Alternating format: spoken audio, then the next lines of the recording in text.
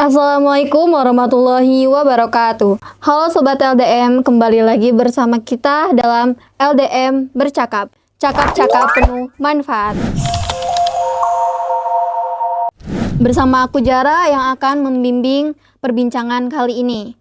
Alhamdulillah kita berada dalam perbincangan yang insya Allah penuh berkah dan juga makna. Dalam episode kali ini yaitu Perempuan dan Dakwah, Suara dari Dua Negeri, yang dimana tema ini lahir untuk mengangkat perempuan sebagai media dakwah dan juga pelajaran di zaman yang penuh tantangan ini. Bersama dua narasumber kita yakni TH dan juga saudari Nuna. Oke, tanpa berlama-lama, mulai saja dengan perkenalan diri dan juga apa sih dakwah menurut TH dan juga saudari Nuna. Okey, bismillahirrahmanirrahim. Izinkan saya menjawab soalan Teh Zara. Betul. Perkenalkan diri, nama diberi Hai Syahni binti Sahari. Sering dipanggil sebagai Ha ataupun Hashani. Dan sekarang merupakan mahasiswa angkatan 2024 jurusan Ilmu Hadis. Oke, sebelumnya perkenalkan nama saya Nurul Husna, tapi biasa tuh orang-orang manggil saya itu Nuna gitu. Saya merupakan mahasiswi komunikasi penyiaran Islam angkatan 2025. Jadi untuk soalan tadi, apa dakwah menurut saya? Mungkin secara singkatnya iaitu amar ma'ruf nahi munkar. Mungkin itu begitu ringkas ya, tapi maknanya begitu mendalam gitu, di mana kita mengajak orang lain untuk membuat kebaikan dan menasihati ataupun membawa orang lain untuk menghindari daripada melakukan maksiat. Mungkin itu saja dari Baik, saya. Masya Allah, terima kasih banyak TH. Lalu kembali kepada pendapat dari saudari Nuna, bagaimana? Nah, menurut saya sendiri dakwah itu adalah ketika kita punya keinginan untuk berubah menjadi lebih baik dan kita mengajak orang lain. Jadi ibaratnya tuh kayak kita tuh nggak baik sendiri gitu. Jadi awalnya emang susah, tapi perlahan ada tahap-tahapnya. Kita butuh proses. Jadi kita tuh nggak perlu, kan banyak tuh orang ngomong kayak ngapain dakwahin orang sok suci gitu kan. Nah, padahal mah kalau misalnya kita mau barengan, kan surga itu terlalu luas kalau dihuni sendirian gitu. Jadi begitu. Nah, karena kita bertiga sama-sama perempuan kan, kenapa kita sebagai perempuan itu harus hadir gitu dan juga berdakwah, apalagi di era yang penuh tantangan ini. Bagaimana pendapat dari saudari Nurul Husna? Kalau menurut saya ya, kita sebagai perempuan itu dakwah tuh kan nggak menutup gender gitu. Jadi kayak mau dia cowok, mau dia cewek, ya dakwah weh. Karena perempuan juga memiliki intelektual yang bagus, yang memiliki pengalaman yang bagus, dan mereka juga bisa untuk berkembang di suatu daerah atau di suatu lingkungan gitu. Jadi kita nggak bisa tuh bilang kalau misalnya dakwah tuh cuma untuk cowok, nggak, karena cewek juga bisa berdakwah. Karena kan media dakwah sekarang itu banyak ya, ada dari konten, bisa juga dari kita datang untuk mengajar atau kita ke desa-desa untuk mendakwah gitu. Jadi nggak harus satu gitu, karena media itu banyak sekarang, media untuk berdakwah gitu. Nah, kalau menurut pendapat TH itu bagaimana? Kalau menurut saya setuju dengan pendapat saudari Nina. Menurut saya tu perempuan ataupun lelaki dua-dua memiliki hak untuk berdakwah. Dua-dua memiliki platform untuk berdakwah dan dua-dua memiliki macam kemampuan untuk berdakwah. Jadi kalau perempuan tu mungkin banyak stereotip masyarakat tu perempuan tu di dapur kan memasak. Tapi itu tidak menghalang seorang wanita. Kita pun boleh mula berdakwah di rumah. Dengan mula berdakwah dengan suami nanti atau kepada anak-anak ataupun kepada saudara kita, kepada mak ayah.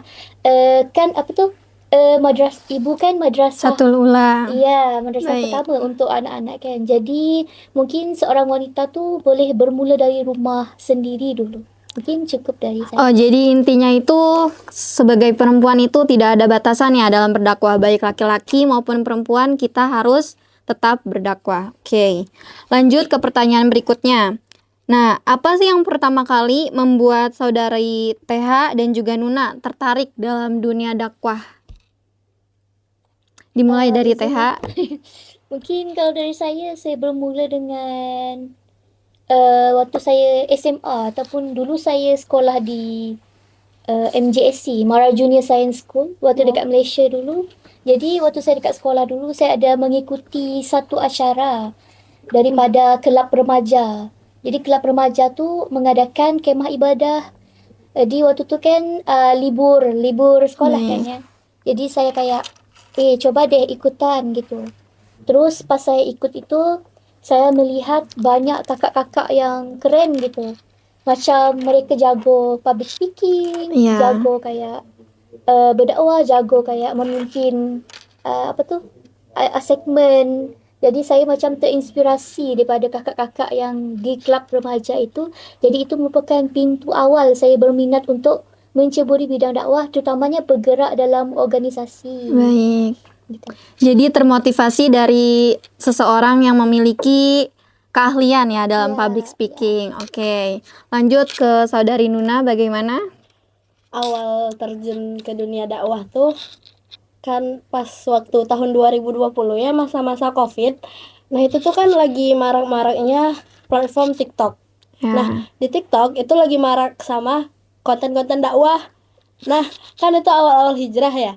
Jadi kayak ibarat tuh pas scroll terus ketemu konten yang emang kayak relate gitu. Jadi ibarat kayak dapat hidayah.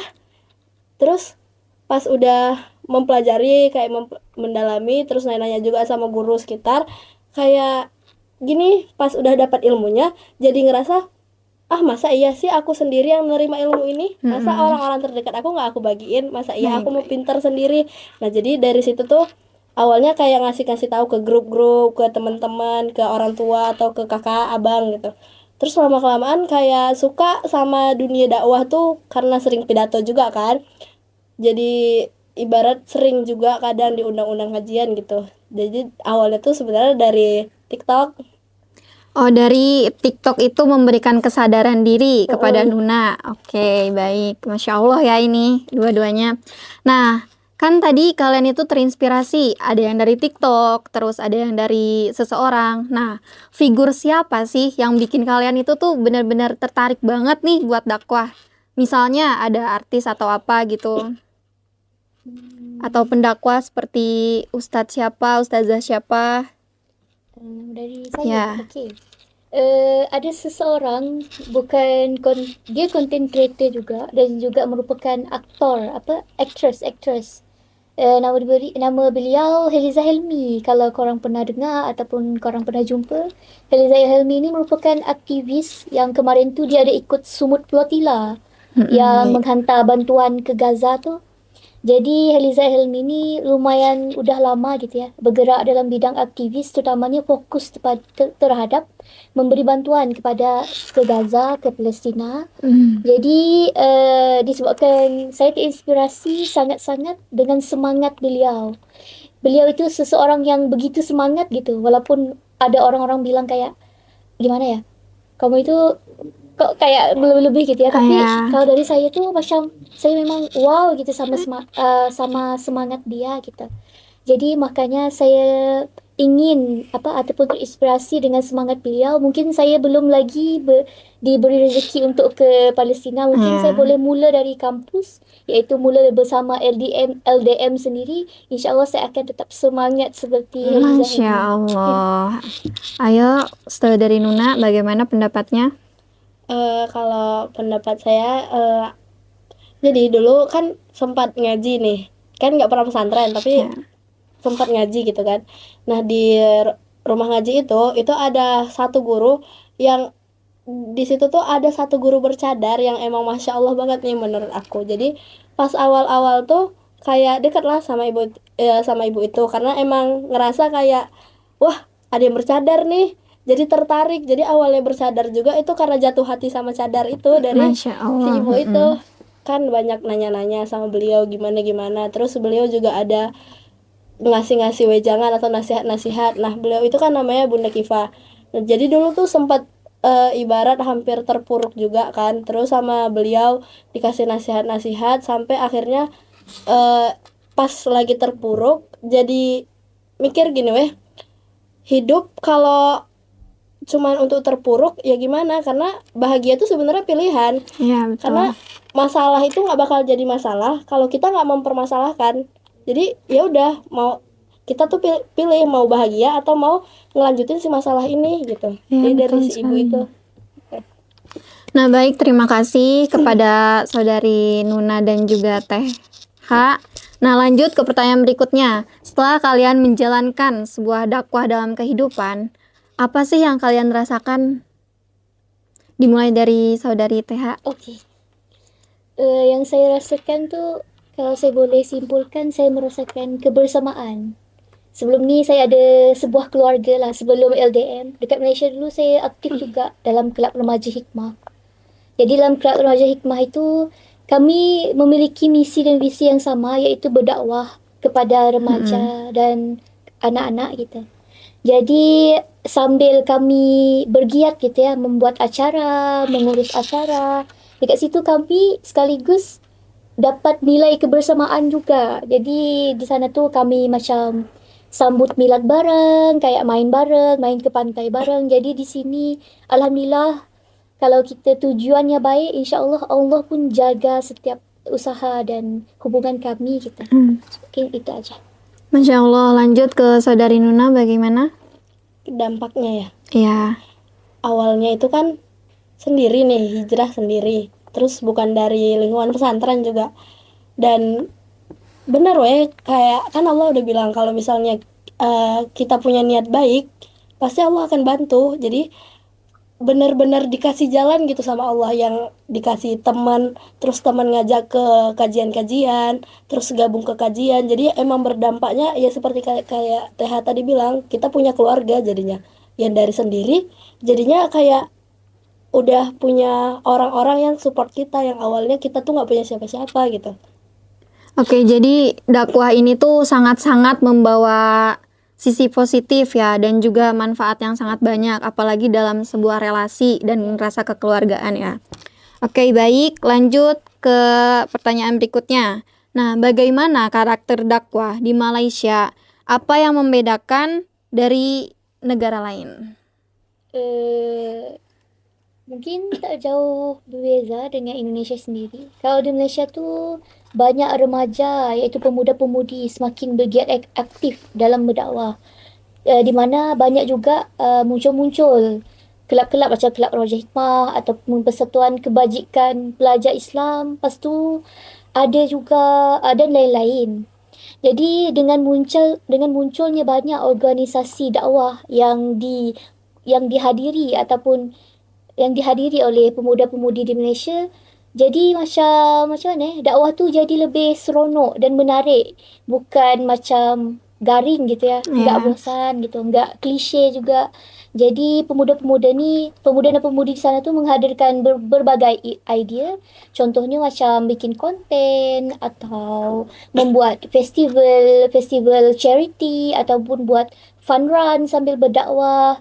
Dan lain-lain. Mungkin cukup dari saya. Terima kasih. Nah, dalam pandangan kalian, bagaimana budaya lokal ini membentuk perempuan dalam berdakwah? Kalau menurut saya ya, kan saya tinggal di Aceh dan besar di Aceh.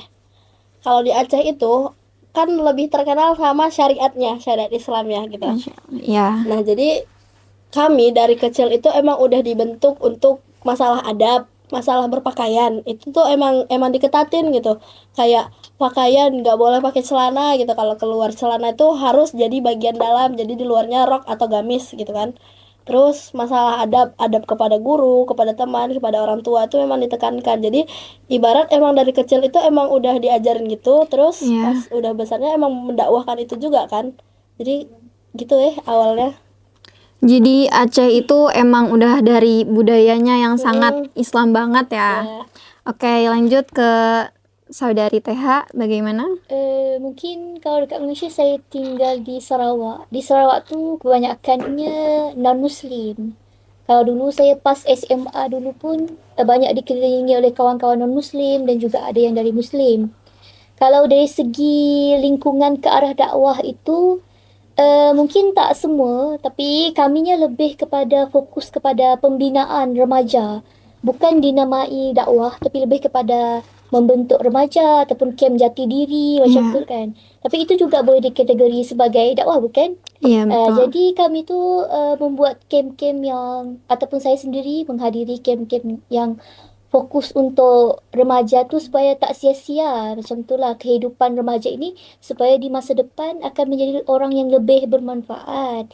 Jadi dan kerajaan Malaysia sendiri pun banyak menyediakan inisiatif program-program dari kerajaan, di mana di sana pun banyak berfokus kepada saya juga yang dulu sebagai seorang remaja kan. Jadi itu membentuk saya untuk menjadi seseorang pelajar ataupun seseorang Malaysian yang berintegritas, yang memiliki jati diri yang tetap. Mungkin cukup dari saya. Nah, ketika kita berdakwah, PH dan juga Nuna, apa sih batasan-batasan yang harus dijaga ketika seorang perempuan itu berdakwah di publik atau media sosial gitu? Dari saudari Nuna, Oh, menurut saya ya. kalau misalnya di publik, batasan yang harus kita jaga. Kan kita perempuan nih, kita punya kodrat yang namanya tutur kata yang halus kan. Ya. Dan itu yang emang harus kita tegasin gitu. Kalau misalnya perempuan mah tutur kata tetap harus lembut, tetap harus halus. Jangan mentang-mentang kita bisa berdakwah juga dan sama-sama seperti cowok kita bisa berdakwah, tapi ya ingat tutur kata. Jadi yang paling ditekankan di Aceh tuh gitu, tutur kata. Jadi seorang perempuan kalau berdakwah ingat tutur kata gitu. Dan cara berpakaiannya juga jangan kayak seleweng-selewengan gitu mungkin.